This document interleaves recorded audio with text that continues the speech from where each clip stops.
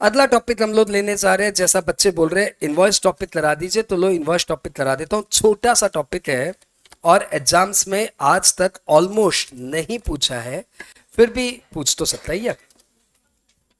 Invoice section है 31।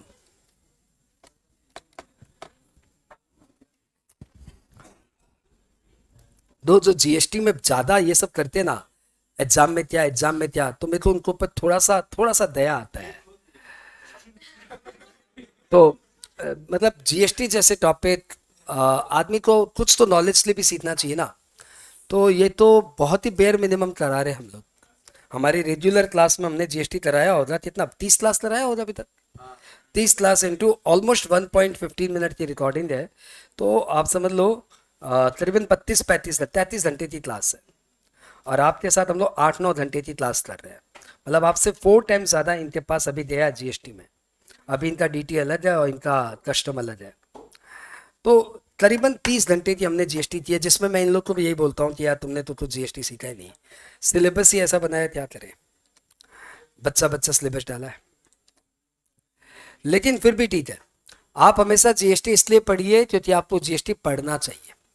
पता नहीं 11-12 में जीएसटी कब डालेगा, क्योंकि जब तक बच्चा जीएसटी नहीं सीखेगा ना, वो कंपनी में अकाउंट्स का भी नौकरी नहीं कर पाएगा, टैली की एंट्री भी नहीं मार पाएगा। इसलिए टैली वाले भी आपको अलग से जीएसटी सिखाते हैं, उसके बाद टैली की एंट्री सिखाते हैं।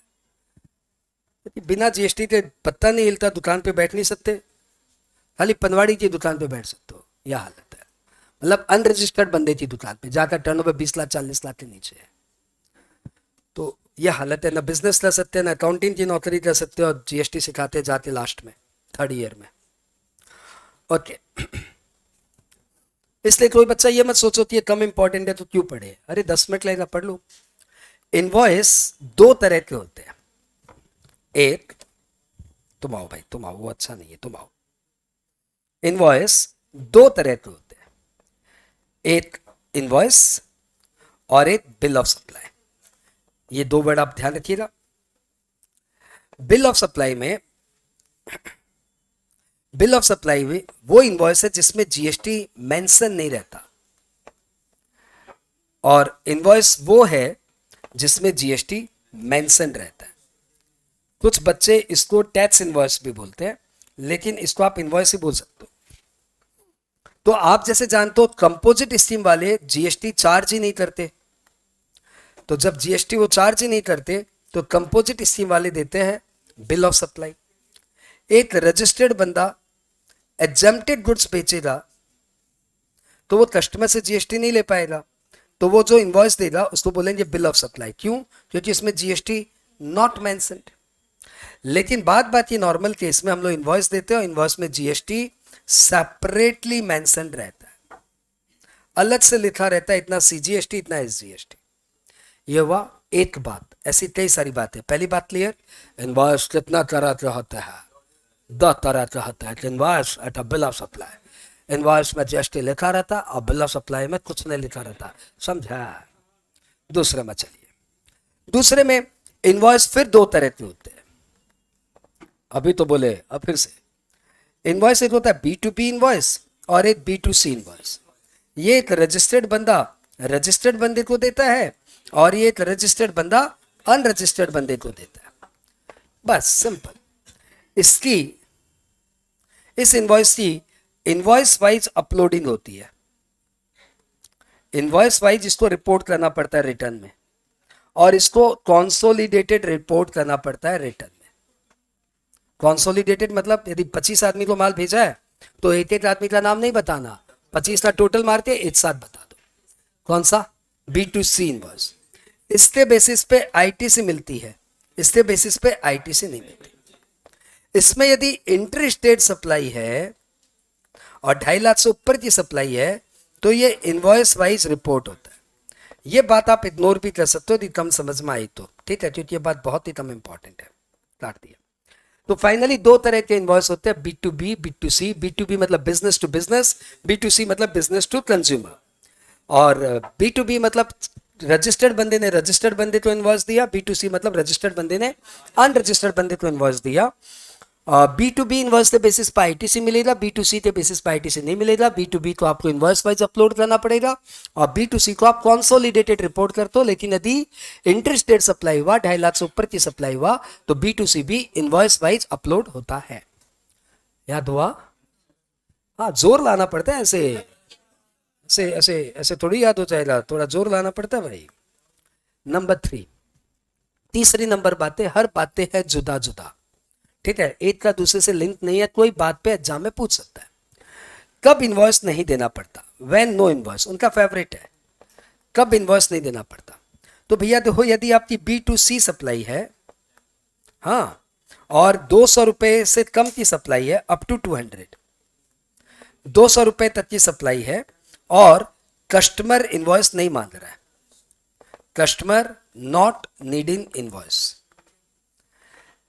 200 रुपए के छोटे का बिल तो नहीं लिया, क्या है, ऊपर से वो B2C है, कंज्यूमर है, तो बोला भैया इनवॉइस नहीं चाहिए, माल दीजिए ना, थोड़ा लेट हो रहा है, अपना सामान लिया चला दिया, तो चलेगा। यदि वो 200 रुपए से कम की सप्लाई, 200 रुपए तक की सप्लाई है, ऐसी सप्लाई को आपको डे एंड में, ईयर एंड में नहीं, कब? डे एंड में ऐसी जितनी सप्लाई है, 1 कंसोलिडेटेड एंट्री इनवॉइस की मारनी है आपकी। मैं आपको समझाता हूं क्या हो रहा है। मेरी ये स्टेशनरी की शॉप और मैं बेचता हूँ 4 रुपए की, 10 रुपए की पेंसिल, 20 रुपए का शार्पनर, 8 रुपए का स्केल और 4 रुपए का रबड़, मेरा ये सब सेल होता है। तो मेरे यहाँ हाफ पेंट या बच्चे आते हैं, 4 रुपए का स्केल, 10 रुपए की पेंसिल मानते हैं, मैं उनको दे देता हूँ। अब ऐसे जो बच्चे आते हैं उनको इनवॉइस तो चाहिए नहीं, वो अपना सामान लेते हैं, चले जाते हैं। ऐसे मेरी दिन भर में सेल हो जाती है कोई 7-8 हजार रुपए की, तो मैं डे के एंड में एक लिखूंगा, कैश सेल 7,000 रुपये, खत्म। एक इनवॉइस फाड़ूंगा, मेरा काम खत्म। इससे मेरा भी फायदा, नहीं तो 4-4 रुपए का इनवॉइस फाड़ते फाड़ते सच्ची में बूढ़ा हो जाता नहीं। ओके, नंबर तीसरी बात होगी, क्या क्या बताया? इनवॉइस 2 तरह के होते हैं, इनवॉइस और बिल ऑफ सप्लाई। दूसरा क्या बताया? B2B B2C। तीसरा बताया, नहीं वो तो उसी में था, तीसरा यही तो बताया अभी, 200 रुपए तक का इनवॉइस नहीं देना पड़ता। अब एक होता है नंबर ऑफ इनवॉइसेज, पता नहीं उनको क्यों बहुत मजा आता है पूछने में। तो भैया यदि आप सप्लायर ऑफ गुड्स हो तो आप 3 कॉपीज ऑफ इनवॉइस बनाते हो, और यदि सप्लायर ऑफ सर्विस हो तो आप 2 कॉपीज ऑफ इनवॉइस बनाते हो। ठीक है, सप्लायर ऑफ गुड्स की पहली कॉपी जाती है बायर के पास यानी रेसिपिएंट के पास, सेकेंड कॉपी जाती है ट्रांसपोर्टर के पास, और थर्ड कॉपी जाती है, सप्लायर खुद अपने पास रिटेन करता है। और सर्विस में ट्रांसपोर्टर होता नहीं है, तो फर्स्ट कॉपी जाती है रेसिपिएंट के पास और सेकेंड कॉपी जाती है सप्लायर के पास। देखो बेटा, ये बातें याद हो गई आपको, एग्जाम में पूछता है 3 कॉपी की 2 कॉपी कौन, क्लियर? ये कौन सी बात थी? चौथी नंबर बात। 5वीं नंबर बात है कि आज हमारी सरकार ने ई इनवॉइस का कॉन्सेप्ट डाल दिया। ई इनवॉइस का कॉन्सेप्ट ये है कि जिनका भी 17-18 फाइनेंशियल ईयर 17-18 ऑनवर्ड्स, जिनका भी कभी भी जीवन में ऑटो 10 करोड़ से ऊपर का हुआ है तो उनको ई इनवॉइस देना पड़ेगा। जिनका भी किसी भी फाइनेंशियल ईयर में टर्नओवर 10 करोड़ से ऊपर हो गया, उन्हें ई इनवॉइस देना पड़ेगा। ई इनवॉइस उसे कहते हैं, ई इनवॉइस उसे कहते हैं जिसमें एक IRN नंबर दिया होता है। IRN नंबर क्या होता है? Invoice reference number, invoice reference number. यदि ये नंबर दिया हुआ है तो वो ई इनवॉइस है, और यदि ये नंबर नहीं दिया हुआ है तो वो ई इनवॉइस नहीं है।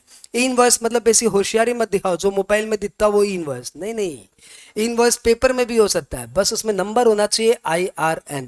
ये IRN का होता है इनवॉइस रेफरेंस नंबर। वो तो ठीक है, होता क्या है?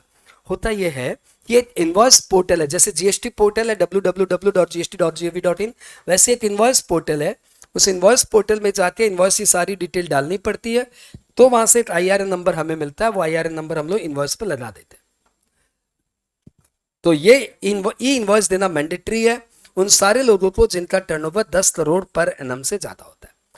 मुझे लगता है आप ये 5 बातें यदि समझ गए तो इनवॉइस चैप्टर आपने अपने एग्जाम के लिए तो कर लिया। 5 बात वापस से बताइए। हाँ तो लो वापस से करो। नहीं ये हो गया।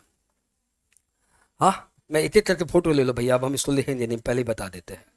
ये ऐसे डंडा बंडा मार मार के लिखना बहुत डिफिकल्ट होता है। तो पॉइंट नंबर 1, एक जन पिक ले रहा है और वो अपना डालते जा रहा है व्हाट्सएप ग्रुप में। हाँ, तो एक काम करो, सब जन अपना अपना फोटो ले लो, ठीक है। तो पहली बात क्या है, पहली बात यह है कि इनवॉइस दो तरह के होते हैं, टैक्स इनवॉइस या bill of supply. Tax invoice वो होता है जिसमें इनवॉइस में जीएसटी दिया रहता है।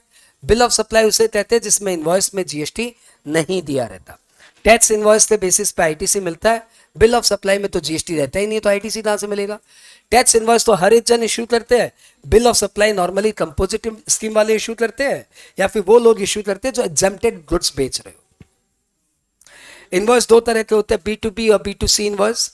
B2B इनवॉइस रजिस्टर्ड बंदा रजिस्टर्ड बंदे को देता है, B2C इनवॉइस रजिस्टर्ड बंदा अनरजिस्टर्ड बंदे को देता है।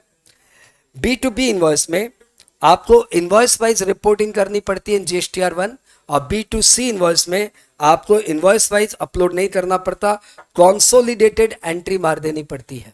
लेकिन यदि इंटर स्टेट सप्लाई है, 2.5 लाख से ऊपर की सप्लाई है, तो आपको इनवॉइस वाइज अपलोड करना पड़ता है।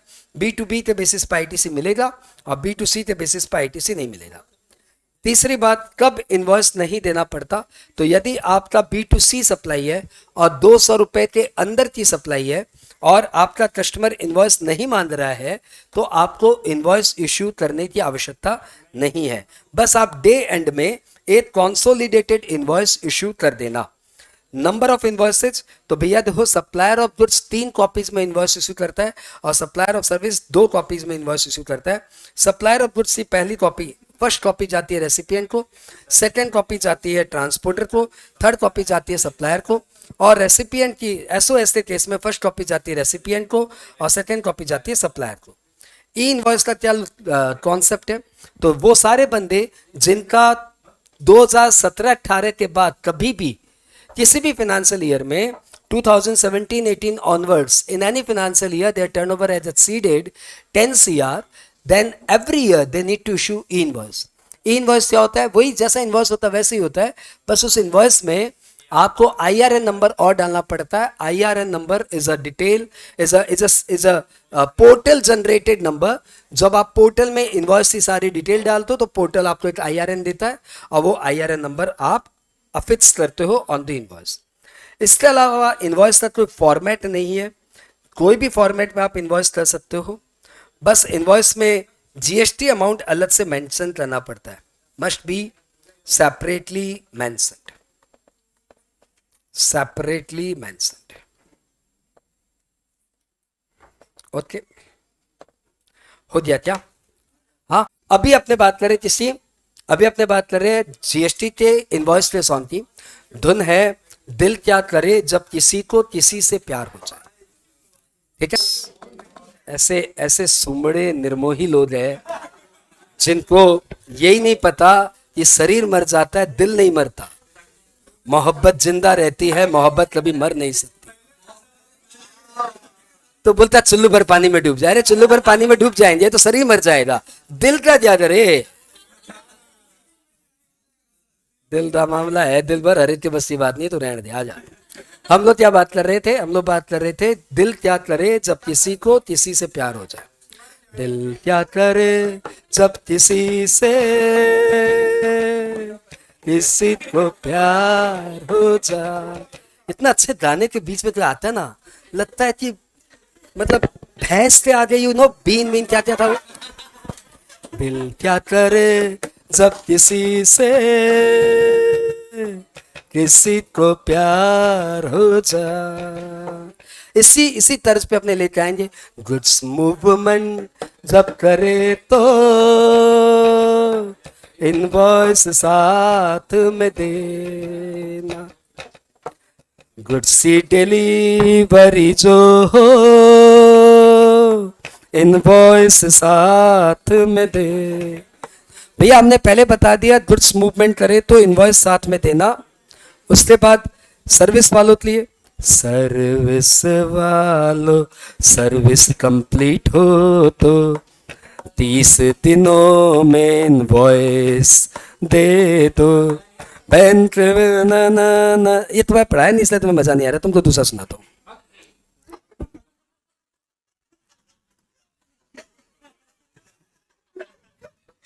Wrong mixing. 1 2 3 4 वापस से, हाँ मूड जरा वापस। कोई पीपीटी नहीं चला रहा हूँ, सीधा ऐसे ही। हाँ, गुड्स मूवमेंट सब करे तो इनवॉइस साथ में देना, गुड्स की डिलीवरी जो हो इनवॉइस साथ में देना। 200 रुपये का इनवॉइस नहीं देना, बिल ऑफ सप्लाई कुछ भी न देना, दिन के अंत में एक इनवॉइस देना। 200 रुपये का इनवॉइस नहीं देना, बिल ऑफ सप्लाई कुछ भी न देना, दिन के अंत में एक इनवॉइस देना। पार्टी मान रे बिल जो तुझसे, बिल तो देना ही होगा। 2 रुपये या 2 लाख हो, बिल तो देना ही होगा। गुड्स मूवमेंट जब करे तो ये 200 पे वाला ऊपर से सुनना पड़ेगा, पीछे डिस्टर्बेंस था, लेकिन तुम ध्यान इसी पे देना। 200 रुपये का इनवॉइस नहीं देना, बिल ऑफ सप्लाई कुछ भी न देना, दिन के अंत में एक इनवॉइस देना। पार्टी मान रे बिल जो तुझसे, बिल तो देना ही होगा। 2 रुपये या 2 लाख हो, बिल तो देना ही होगा। गुड्स मूवमेंट जब करे तो इनवॉइस साथ में देना। अगला B2B में एक इनवॉइस लगाना, छोटे मोटे सारे इनवॉइस बताना। B2C में कंसोलिडेट लगाना, B2B में एक इनवॉइस बताना, छोटे मोटे सारे इनवॉइस लगाना। B2C में कंसोलिडेट लगाना। इंटरेस्ट 2.5 लाख से ऊपर का जो बिल हो, B2C में ये सारे बिल इनवॉइस वाइज फिल हो। गुड्स मूवमेंट जब करे तो इनवॉइस साथ में। तो भैया देखो, जो पैरा पैरा काम के थे सारे प्यारे प्यारे पॉइंट यहाँ पे कवर हो गए। हाँ, कौन बोलता है म्यूजिक में पावर नहीं है?